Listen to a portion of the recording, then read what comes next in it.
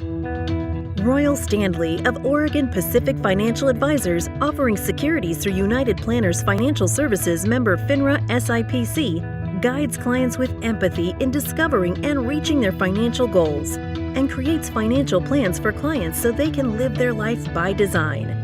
In these episodes, he relates his expert financial insights and discusses timely topics.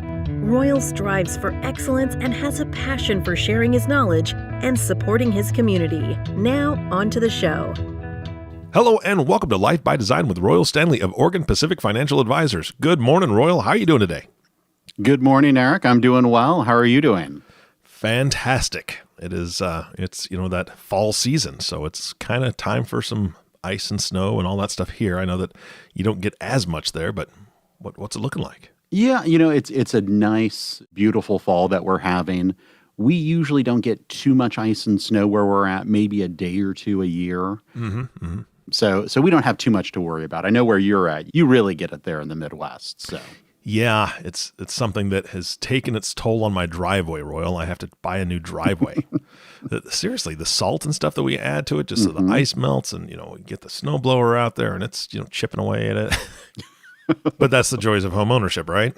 Exactly. Yeah. It's all up to you to keep it up and keep it nice and modern and with all the comforts of home. Exactly. And I know that's what we're talking about today. We're talking about home ownership. And I'm curious why you chose this topic.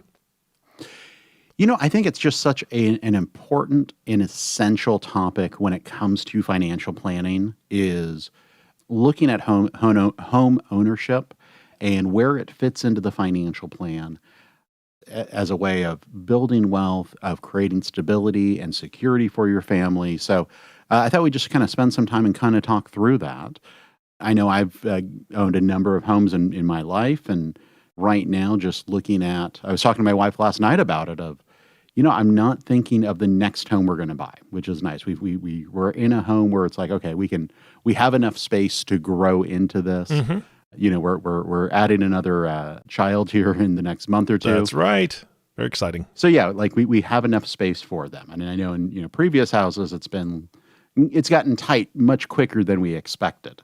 So we knew we had to move to somewhere with a little bit more space, a little bit more creature comforts and that sort of thing. I love the contrast, Royal, because I'm on the back end of that stage where now I have a house that's probably too much room. I don't need quite this many rooms because all my kids are out of the house. Now we do have one of the bedrooms dedicated to the grandbabies. That's their room, and slides and all sorts of things in that room for them to play with. Yeah, I'm sure you sneak in there occasionally and play with them when they're not there. Once I reinforced it, the slide that is, you just don't want to crush it for him. But it just looking at. We are looking at that next home. We'd like a ranch, for instance. I don't want this many stairs. I've got 3 flights of stairs in my house, and my knees are saying, you know what, maybe. Now, you want a ranch style, or you want a full working ranch? Oh, good Lord, no. I mean, I love the idea of a ranch, but not me working it, Royal. I'd love to look out and see horses every day, but not have to do all the work involved with that. No, just a one-level home with a basement, because here in Nebraska, you've got those occasional tornadoes that you got to plan for. But yeah, home ownership is a beautiful thing. I love it. I am absolutely in love with owning my home. But it's interesting to see that you are growing into one, and you've got that space, and now I'm looking to downsize a little bit. Yeah, and really when we talk about home ownership and paying off a home, sometimes people get hung up on the idea of, oh wait, this isn't my forever home, or there's going to be a change at some point, that sort of thing. What I'm really trying to get people to is the idea of once you get to retirement, having a home that is paid off is really, I think, kind of the number one thing I see for my most successful clients. They've put in the hard work and the dedication of, hey, we got this place paid off. Now, maybe they've moved, maybe they've upgraded or downgraded, depending on their own situation, but they've built up enough equity in their home to really not have to worry about a mortgage payment in retirement. And that's really, in my opinion, one of the most important things we can look at when building a financial plan. So we kind of touched on, some of the things, the stability and security of just owning a home. if we look at the demographics of American wealth, so much of American wealth is tied up in an individual or a couple's primary residence. Mm-hmm. So the mechanism when you buy a home, I think a lot of people start off with, hey, we're going to put down, 3 or 5%. Some who are a little bit more dedicated, a little bit more frugal might even be able to come in and put down 20%. We love to see people being able to do that, but sometimes there's just situations where, listen, we just need to get into a place. It's time. Let's get into it. We know we probably need to stay here a little bit longer to build up equity before we move, but we love to see people buy that first home and then start chunking away at that mortgage payment. So one of the big things I see people look at is renting versus buying. Mm-hmm. And one of the things I can counsel people on is, when is renting appropriate? When is buying appropriate? In my opinion, kind of early on in life, especially as you may be making changes on, your career, where you live, that sort of thing, renting can be extremely appropriate. If you think that you're going to be there, let's just say less than 3 years, oftentimes renting is probably the better option. Because remember, there are some costs associated with selling a home, realtors' fees, closing costs, that sort of thing, which can add up to, anywhere from, 6 to 8% of the total value of the home. So that can put you underwater if you're only going to stay in a home, 2 to 3 years. So that's really where renting comes into play, is if you're not looking to put down roots where you're at, or if there is a large advantage of renting versus buying. One of the nice things that you have as a renter is you don't have to pay for any repairs. You don't really have to pay for any major maintenance. Whereas if you're a homeowner, especially if you buy a fixer-up, you're writing a check every month to somebody to fix something, or you're spending your weekends doing it yourself. Mm-hmm. So early on in life, or if you're in that transitional period, renting's great. But if you're looking at being someplace, longer than 3 years, especially if you have no plans of moving in the next 5, that's really where buying makes a lot of sense, because you are paying a lot in interest there, but you are building equity and you're buying an asset that historically has appreciated. Mm-hmm. If we look at real estate and what it's done over the long run, it runs about 2% per year in appreciation. And that's kind of smoothing out the long-term averages, which isn't great if you're just, buying a chunk of real estate and saying, hey, that's going to be all I do is just real estate. But where that's really powerful is with the leverage you're using to buy that. So let's say you put down $10,000 on a $300,000 home. You're making that $2,000 a month payment. But what you've just done is you're leveraging yourself. You've put down $10,000 to buy an asset worth $300,000. And if it goes up 2% each year, that's about a $6,000 increase in the amount of the property, in the value of the property. So mm-hmm. You've invested $10,000 and you're making almost a 60% return each year just on that appreciation. Now, if you put more down, those numbers change quite a bit, but that's really why home ownership in America, where you can borrow a fairly large sum of money, put it down on a house, and control that value, that's where we see that long-term wealth building effect. Yeah, absolutely. I agree 100%. It's nice to see that. It's tough. I know that 2008 and 2009 is a whole different story because of the housing market, the bubble, and all that jazz. But since then, I don't think it's really been all that rocky. It hasn't been. I mean, and there's really those periods of, kind of smooth sailing, and then we might run into some issues. I think there could be a possibility for some of that, especially, as we look around some of the markets. Probably nothing on a national scale like we saw in 2008, but there's definitely pockets there. I know in New York City, we've really seen a pullback there in real estate values, just as with the COVID crisis, people are kind of reconsidering, hey, it's nicer to live by family. Hey, it's nicer not to be in a city of 8 million people during a pandemic. So those types of localized changes in value will happen over time. Looking around here, we're seeing prices really go up. And I think some of that is just a supply factor with the fires we had, losing over 2,000 homes. That just creates a much larger demand while reducing supply. So here locally, we are seeing very small inventories, which is pushing prices up, and a lot of demand for long-term housing.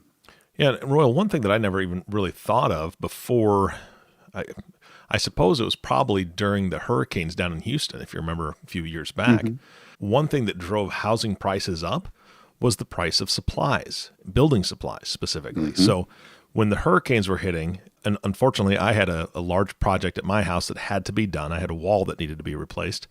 And going and purchasing siding, insulation, even just OSB, plywood, the prices were so high during that time, and they had changed so much in just a year because of the high demand of those building supplies being used in different areas of the country where disasters had happened, like Houston. And so just building new homes, right? I mean, imagine the cost increase on building an entire new home because of all the supply increase, the material increase. Existing homes that already have those materials sitting there, right? All of a sudden, those prices go up too because they're like, oh well, it's way more expensive to build a new home, so we have to raise the prices on the existing homes as well, or it just kind of fluctuates in the market that way. So that was a big surprise to me. Yeah, and that's really the market kind of correcting that imbalance itself of looking at this is how much it costs to buy to build a new home. That's going to affect demand and supply. So, how do all those factors come in and affect the overall market? The other thing, as we look at home ownership as part of the financial plan, one of the things we really look at, whether you have a mortgage, or this would really be comparing a mortgage versus someone who is renting in building a financial plan, is you might say, okay, I'm 60, I'm 65 years old. Do I really want to borrow a large sum of money now for the next 30 years when I can just rent? I can have a lot of flexibility, have a lot of freedom, and just rent. The issue becomes inflation. When you take out a mortgage, and assuming you're on a fixed interest rate, you know exactly what that mortgage payment is going to be over the next 30 years. That's not true with rent. Even if you can rent for less than what a mortgage would be, that rent over the next 30 years is going to go up. And depending on what market you're in, it could go up quite a bit. Wow, that's a great point.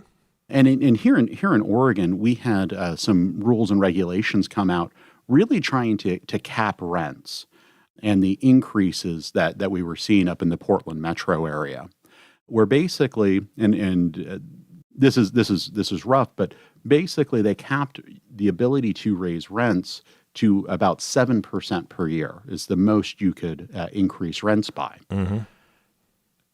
Even if someone is just increasing the rent by 7%, you're going to see your rent double in 10 years. Yeah, that's huge. That right there, the difference between buying a home and having that fixed mortgage payment versus the inflation of rents is really powerful when we look at financial plans. Yeah. I was having a conversation with a friend who's, in their 60s and just explaining that concept to them of just this is going to be the better long-term situation. And especially here on the West Coast, where we have a very tight rental market, the cost of rent is oftentimes more than the cost of a mortgage, especially with interest rates as low as they are. Absolutely. And I want to give a shout out to all the landlords out there. I don't want people thinking that, landlords are just out there rubbing their hands together going, oh boy, 7%. I can raise it by 7% every year. There's a lot that goes into it.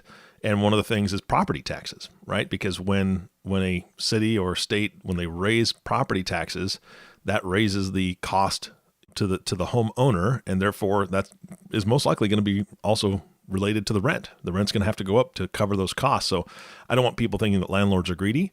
Those are some things that they have to consider as well. And property taxes, assessments, and things like that, those are just strange, right? I don't know in your area, Royal, but they just, I don't know if they throw a dart at a dartboard a lot of times, but they just kind of choose at random how much your property tax is going to be for the next year, or how the value of your home all of a sudden goes up by $35,000. Oh, look at you. You get to pay more in taxes. Oh, boy. My favorite. Yeah, I just got an assessment for one of the homes I own, and it was about a $90,000 increase in value. And I was like, I didn't put $90,000 into improvements on this property. But I added that third kitchen I've always wanted. Come on. Jeez. Yeah. And I think the unintended consequence there is there's a lot of landlords out there who really weren't too concerned about raising rents, every year. But now that there's a cap on how much you can increase it, they're just looking at it as like, well, that's what I'm going to have to increase it so I can keep the rents where they should be with the rest of the market. So I think seeing those higher rents is just something we're going to see across the board here for the foreseeable future.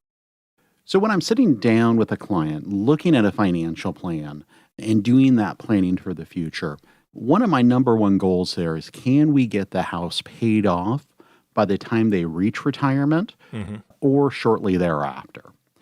Working with my clients, those who have their house paid off, it just changes them emotionally and mentally when they start planning for the future. Buying a house, it is something we recommend. We think it's important for wealth building, but having hundreds of thousands of dollars worth of debt that is attached to you and that you're responsible for takes a mental toll. And once that gets paid off, we just see people really kind of relax a little bit. They don't have that concern that, oh, I've got to make that mortgage payment. Oh, I owe the bank something. That's really powerful. And that's really where we try to get people to in retirement or at retirement. But what's really cool is seeing people who get that home paid off early. I have a number of clients that through hard work and dedication are getting that home paid off, before 50 or around 55. Maybe they took out that 15-year mortgage and just plunked away at it. Maybe they were just really diligent about paying extra on principal each month. Or maybe they inherited some money and were able to pay that off, or were able to take a fair amount of money out of a business or the sale of stock to pay that off. So we just find that very, very powerful for the ability to continue building wealth for a client. Now, I know there's arguments out there, and they are valid, that say, well, you shouldn't pay any extra on your mortgage if you have a low interest rate. You should invest those dollars for something else. And well, that is a little bit of a balancing act there. I just think that the ability to say I am debt-free and I don't owe anybody anything is very, very powerful to someone's sense of well-being. Yeah. So we want to kind of come up with a plan for clients of how to balance those two arguments. I was sitting down with a client just recently, very, very kind of blue-collar family. And we were kind of going over that. They're at a point with their situation is both of the husband and wife are working. They're doing fairly well for themselves. And there was a question of, should we be putting more money at retirement, or should we work on getting the house paid off? And looking at the numbers, I could see that they were about 30 months. They just focused on paying off the house to having no debt at all. And in my mind, taking the next 30 months, just knocking out that debt really opened things up for them. Yeah. And that was before they even got to the age of 50. So in building our plan for them, we really recommended, hey, just focus on this. Don't worry about putting anything else into your retirement accounts. Just focus on this one thing. They're putting a little bit already, so they're not putting every dollar towards the mortgage. But by doing that, by the time 2023 rolls around, they'll be completely debt-free and still have another 15 to 20 years of work in front of them where they can build up those accounts and really just kind of remove that worry. It opens up a lot of different options for them to do that. So that's really, I think, one of the funnest things we can do is help people see the opportunities they have in front of them, that if they focus and work really hard for a short period of time, what can happen, and then show them what happens afterwards and what their options can be if they really do that. Hey, Royal, do you have access, or do you utilize a calculator of some kind that can show people how it would affect their mortgage if they paid a little extra?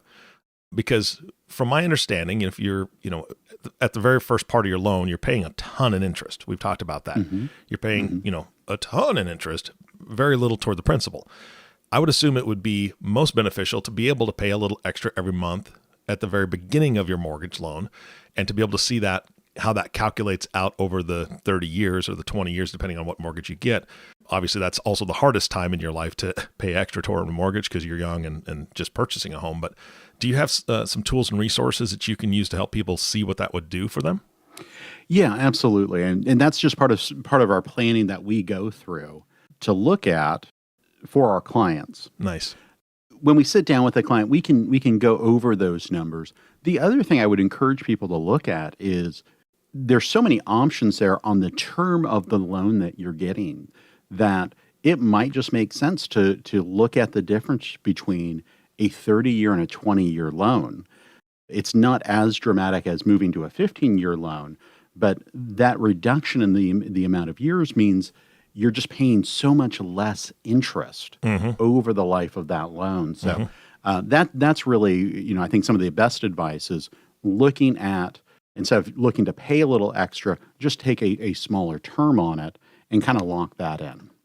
The other part of planning for home ownership in retirement and having a mortgage is, how much money do you need to have in a retirement account or an after-tax account to pay for the mortgage? So when we look at that, in just using kind of back of the napkin math here, using the 4% rule, meaning you can take 4% off of a sum of money for the next 20 years, you would need to have about $300,000 set aside to pay for a $1,000 mortgage. So if we look at that and just say, well, if we focus and get that mortgage paid off, that's $300,000 we don't need. That's $300,000 that now is opened up and, can be used for other things versus just paying that mortgage. So especially, for a couple coming in maybe 10 years from retirement, we really want to do that balancing act of focusing on how much can you save and then how much can we get the mortgage paid down. Yeah. Wow. Huge difference.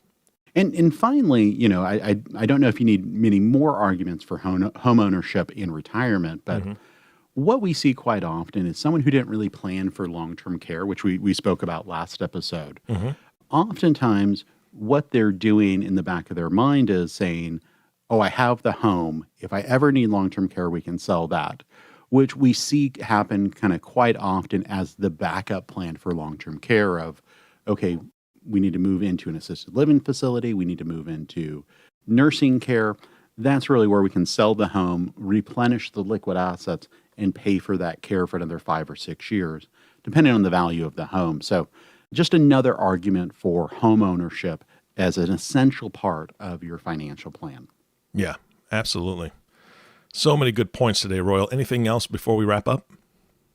I would say the big point is, if you have questions about this, if you're looking to say, hey, how does this fit into my individual situation? Because everyone's situation is different. Let's have a conversation about it.